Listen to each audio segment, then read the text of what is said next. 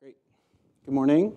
I'm going to do some introductions while our panelists are walking forward so that we can save as much time as possible for their contributions. My name is Adam Hollowell. I am a research associate at the Cook Center on Social Equity. Our panelists, this is the graduate student panel, so we're very fortunate to have 4 graduate students from Duke from a variety of different departments. I'll start here and introduce Amber Hendley, who is a second-year master's student in analytical political economy with a research focus on family, community, and economy and the impact on social outcomes. We also have Eladio Bobadilla, Ph.D. candidate in history with a research focus on immigration policy and the history of modern immigrants' rights movements. Next, we have Colston, who is also a Ph.D. student in history with a research focus on education in modern political culture. And Ajenai Clemmons, Ph.D. student in public policy with a research focus on police-community relationships. So we have a lot of wonderful expertise here on the stage. So what I've decided to do is ask each of our panelists to give an opening statement of response, and then I'll follow up with more specific questions after that. So we'll go across and start with Amber. Okay. So as I was reading, there were 4 major themes or ideas that were running through my mind, and one was how does place determine identity? And Hikam, Muhammad, and Semi, they took regular trips to their homeland and had some type of relationship to their home country, while others remained in France and felt they were individual or solely French. So just how that influenced identity. Colorism, so there were many light-skinned respondents, and how they all identified that the color of their skin allowed them to evade certain discrimination, as well as names. So their names as well allowed them to get different treatment. Ancestral DNA, and how reading this further reinforced the importance of seeking ancestral history through research rather than genetic tests. When you think of minority groups who take place and reside in a nation state over long periods of time and tend to intermarry, how that would map back to their country of origin, and you would lose, like the Maghrebin, who feel they are of French descent, but also have ties to their other nation, and also certain policy recommendations that would include history curriculum that accounts for France's legacy with slavery as well as colonialism. And while this is not a call for a pluralistic model, adhering to their assimilationist model, but having them expand that model to include nations that were a part of slavery and colonialism at their hand. So my expertise is in intra-ethnic relationships, especially as it relates to the immigrants' rights movement. And I know nothing about France or African-descended immigrants and their children in France beyond what I've read in this wonderful book. So what I guess I took from this more than anything was just the remarkable similarities between the experience of these folks and of Mexican Americans, the Mexican Americans and Mexican immigrants that I work on. Just to see that the way in which people are marked as different, even when they're born here, even when their entire lives are here, pretty remarkable stuff. And I guess the one difference that I did notice and that I would love to discuss a little bit at some point or hear what others have to say about this is the way in which Mexican Americans in some ways were able and have been able to claim whiteness at different points in time, a strategy that is not available to people with black skin here or in Europe. So I think that's what I took away from this more than anything, and I'll keep that. I'll end here, but what a wonderful book and what a wonderful contribution. For me, it was pretty startling to see in the book that from the beginning, education isn't exactly solving a problem for folks here, and that's very fascinating because I think that represents a kind of turn in much of what we've seen education try to do since the coming of late modernity, right? In the United States, in other countries, educational systems were supposed to create citizens, supposed to solve particular problems. Adult education, which is much of what I look at, especially in the labor realm, was supposed to train people to become union leaders and things like that. Education is supposed to solve a problem. But what becomes especially clear in the contemporary scene that Jean's looking at is like education is actually the problem for people, right? From a very young age, these people are marked as different in their own classrooms, and when even they go to elite universities, they're still seen as different, right? And that actually helped for me to see what was methodologically really important about looking at the middle class, right? Because after we look at these markers of success, this racial question becomes even stronger, and that was a very fascinating problem and point of discussion, I think, for all of us, right? Sure. My overall impressions. First, if I had to sum up, if I had to describe in one word my impression of this book, it's really resonance. Like a cello playing across the strings of my memories, reverberation is the word that comes to mind. Resonating with theories that I've read that kind of explain people's experiences that are, their stories in the book. Resonance with those stories because I've interacted with dozens of Europeans of color, including those with Moroccan and Algerian backgrounds and the testimonies that they shared with me. And also my experience as an African-American woman in these countries and the kinds of questions that I get asked or not asked. And then, like I said, the theories that are explaining, these experiences and sort of drawing on all kinds of literature and sociology and racial and ethnic politics literature to describe some of these phenomena. And then, secondly, on a methodological point, this is an ethnography, and in an ethnography, there are these questions that the reader has about the interviewer. All right, and sort of anticipating how that interviewer is being received or perceived, and how open that interviewer is to answering questions that the interviewees might have.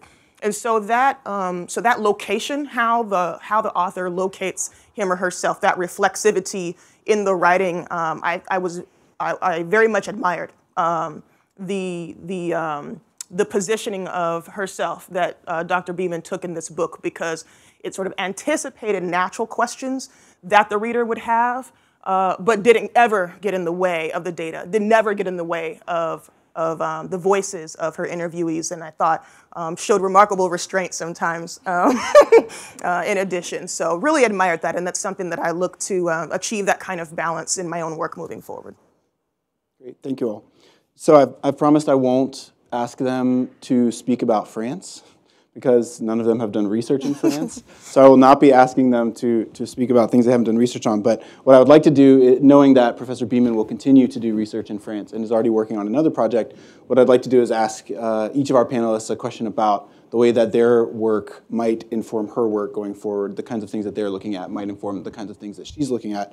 So I'll start with Ajenai at the end and ask, because we know that Professor Beaman's next work is going to look at policing, what are the ways that your work on the way that middle-class racialized bodies are policed in the United States?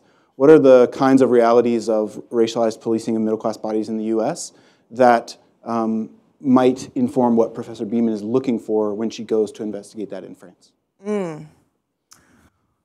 That's a great question. Well, I guess I would, policing was something that was more of hinted at in the book, and I think, there was some context given, by some gentlemen who were sort of chased into a position where they were electrocuted, and that, that caused a lot of raising of awareness of the issue, and certainly there are some similarities, but I think that I think moving forward, this book certainly laid the foundation for moving forward and more discussion about policing. I think it likely would have gotten in the way of the sort of central claim that this book was trying to make. But definitely some of the the stories that folks from middle class backgrounds have shared with me who are European are things like checkpoints, sometimes violent checkpoints experiences that they experience moving through borders, and being constantly questioned, where they're from, being made to show papers in places like trains. In Kathy Schneider's book about France, comparing France to the US and the riots there, she talks about some of the experiences in minority-majority areas of the Parisian suburbs, and particularly experiences around domination and humiliation. And so some of those might be experiences that we would need to kind of explore. In these may not be things that come up organically in a conversation. There's something that you might have to really pursue over time. Even in my own work, even though I'm very close to my brother, it wasn't until I tested interview questions out on him that I learned about 5 major interactions that he had had with police officers when he was 14 and when he was 16, having guns drawn on him. And he's a special education high school teacher today. So I think that in many ways, and then you might see certain things coming up because there's human trafficking issues, and you have prostitution that is real, but then there are spillover effects potentially for non-prostitutes in Europe as well. And so, there could be some parallels there because as Andrea Ritchie has laid out in her really devastating book, Invisible No More, we do see some gendered examples of policing, up to and including sexual assault.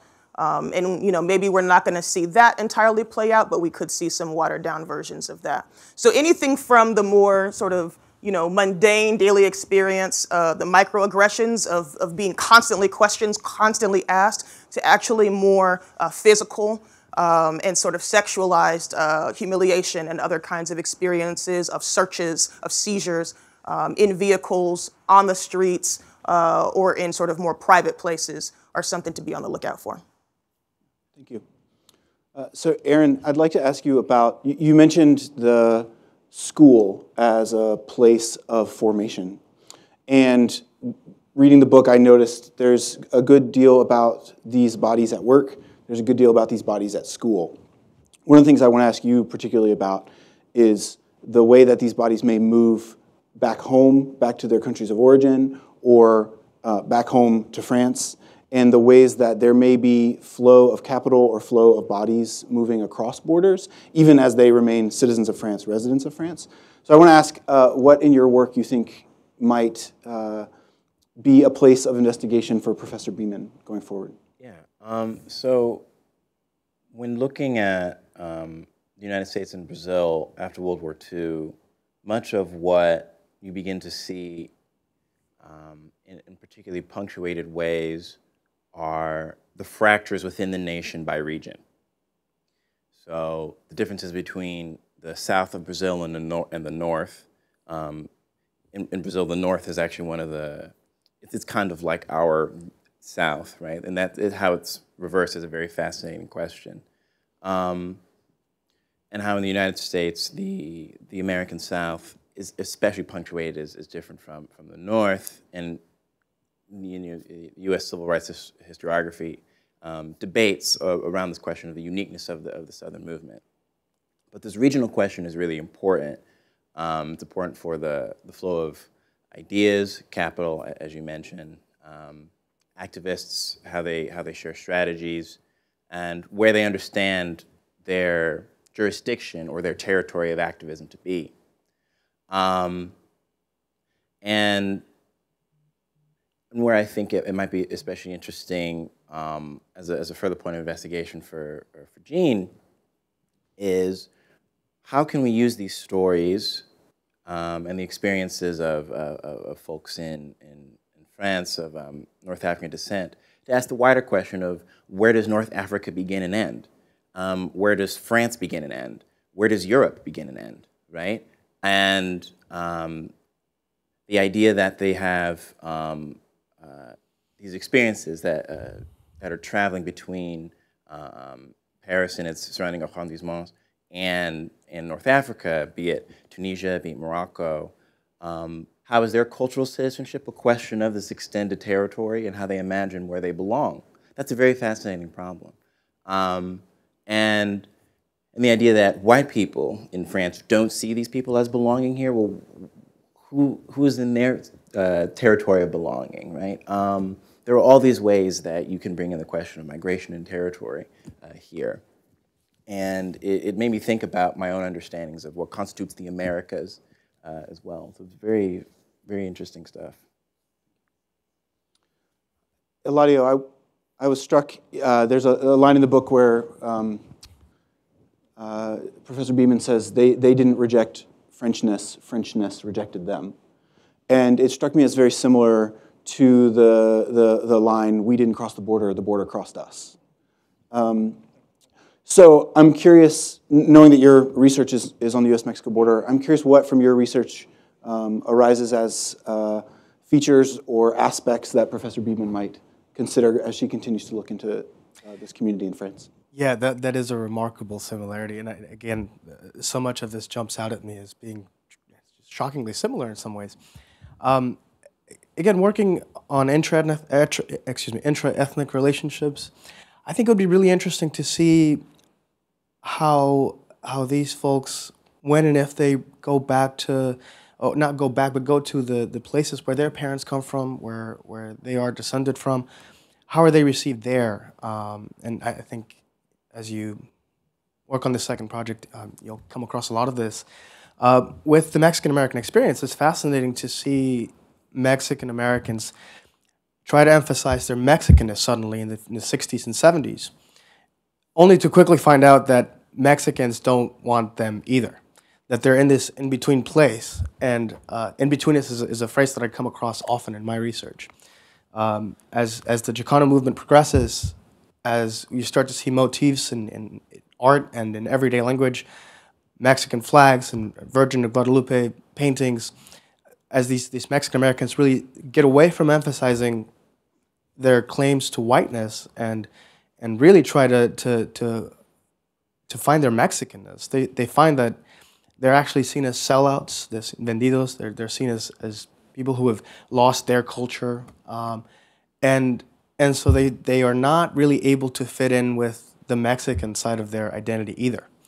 So I think it would be fascinating to see what you find in terms of that relationship. And I think it changes over generations too. Mexican Americans have shifted back and forth between being or claiming whiteness and rejecting it because they're not really able to succeed with that strategy. But then again, they're not able to succeed as Mexican either. So I'm fascinated to see what you find in that regard. So I'm aware of our time, and I want to ask one more question of Amber, and then Professor Beaman, if you'd like to respond, I invite you to do that. You don't have to respond to everything we've talked about, but yes. So my last question is for Amber, and I want to invite you to reflect a little bit on phenotype and the way, and colorism, as you mentioned. The book from Jennifer Lee and Minzu mentions segmented assimilation, that assimilation doesn't happen in the same way across time and across groups. And so I wondered if you could talk a little bit about phenotype and colorism and the ways that impacts assimilation, and then what that might mean for Professor Beaman's research going forward. Okay, well, specific to the segmented assimilation theory, where it does differ with France in particular is that it accounts in America for diversity within the mainstream culture, while France does not have that same diversity. So there's a little bit, I think, of a disconnect with the segment assimilation in France that can potentially be achieved here. And as stated by Linda and Nora, it was easy to see that the phenotype of skin color is what provides you leeway, because the foundation of the French values is white supremacy. And the people who were able to say that they they could make it without discrimination like others were those who were a lighter skin color. So it didn't matter, nothing else mattered except for the fact that these people were lighter skinned and their names as well. So that's not quite phenotype, but their name also allowed them to exist in that white space more so than anything. Thank you. Professor Beaman, would you like to respond? Yeah.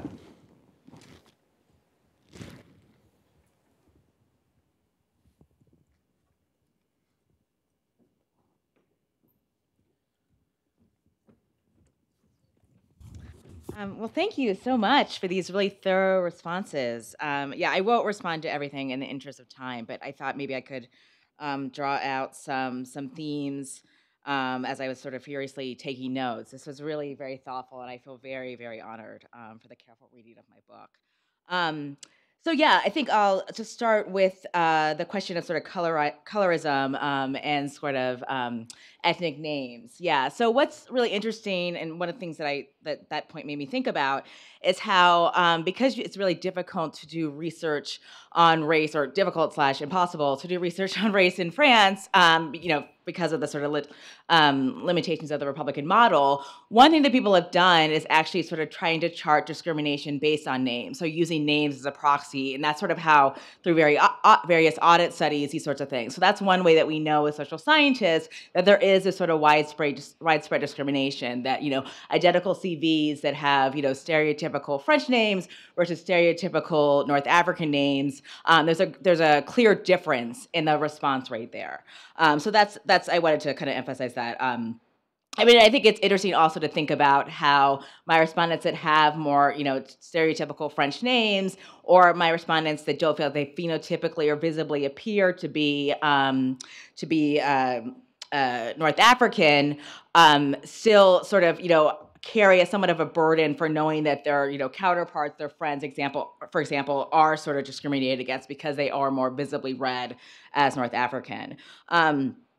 I also wanted to highlight, sort of back to this question of sort of education not working and sort of being a problem for respondents. One of the things that's really interesting, if you think about Bordeaux. So one of the things he talks about is how the French education system is a sort of tool for, sort of educating people as to what it means to be French. And so, conversely, it also educated my respondents that they weren't seen as French. So oftentimes, their first childhood experiences was like, okay, what it means to be French is A, B, and C, and now I'm learning at age 6 or 7 that doesn't include me. And part of that also is a sort of minimizing or even just ignoring French colonial history or slavery. So, for example, Sue Peabody, who is a historian, I believe at Washington State, but don't quote me on that, wrote a really good book several years ago called There Are No Slaves Here. And it basically captures the idea that the French have about their own history of sort of like the United States. Of course, you have a racial problem. You had slavery in the continental United States.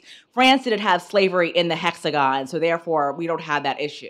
And so she was talking, it's completely ridiculous, but it's a really good point, because she was talking about when she was doing archival work for that book on the history of French slavery, she would talk to people, they'd be like, we didn't have slaves here, what are you talking about, right? Because there's just such an everyday sort of ignorance of the fact that even existed, or that even is in part of French society or French history presently. So I wanted to kind of highlight that to show sort of how the education is very effective and getting everyone to ignore that. It's really doing the work, of marginalizing people. Let's see.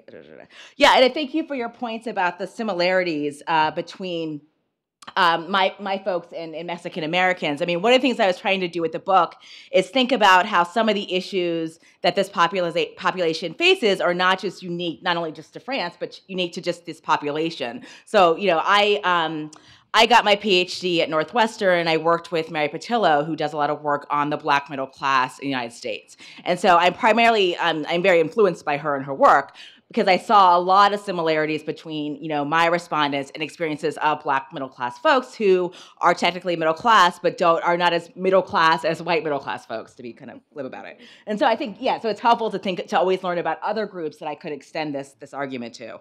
And I think there's some work on sort of middle class Latinos that does that as well.